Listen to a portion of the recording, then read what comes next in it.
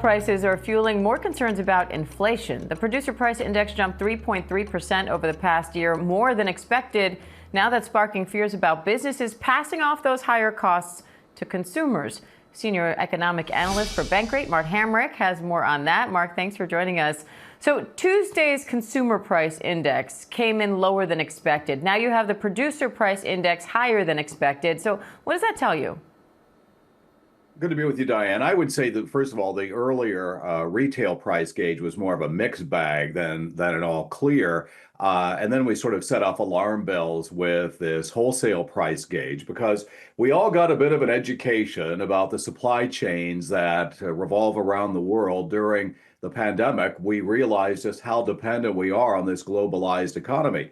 And we have wholesale activity going on early in the supply chain process. The retail process is where the consumer is purchasing things. And so this is, I would say, incredibly concerning because what we're seeing is that this pricing pressure is building farther back in the supply chains, yet to reach the consumer at the fullest extent. So boil it all down, inflation seems to be running at a 3% level, not the 2% target the Fed has. That's getting worse, not better, and there's probably more in the pipeline. Looking at today's wholesale numbers, do you think consumers will start seeing prices jump, or could businesses absorb these costs? Both. So consumers should brace for further price increases. Remember, we brought all these goods into the United States earlier in the year as people tried to get ahead of the wave of inflation that was yet to hit. And so that was activity both on the consumer to buy early as well as the shippers to get things in. And so now we're going to have the next wave where it is the replenished inventories that are being priced at higher levels. I don't think it's going to be a disaster from the standpoint of we're talking about perhaps a 3 to 4% annual inflation increase as opposed to 9% during the height of the pandemic. But, the alarm bells went off today when we saw the year over year gauges at the highest level since 2022. That's not where anybody really wants to be. So what products are seeing the biggest price hikes for businesses right now?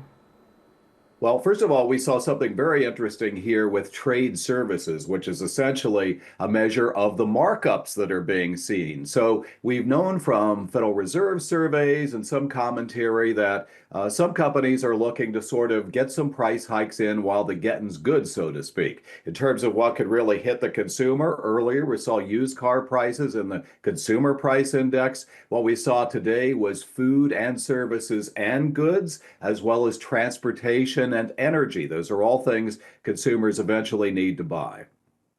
The Federal Reserve is expected to cut interest rates at its meeting next month. Does this change anything?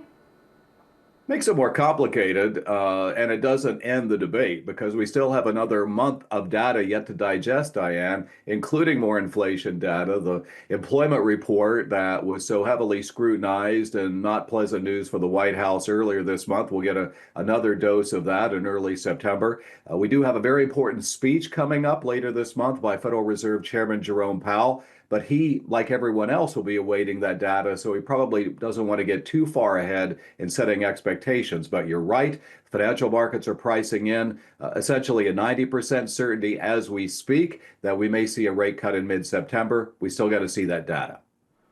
All right, Mark Hamrick, always great to have you. Thank you. Thank you.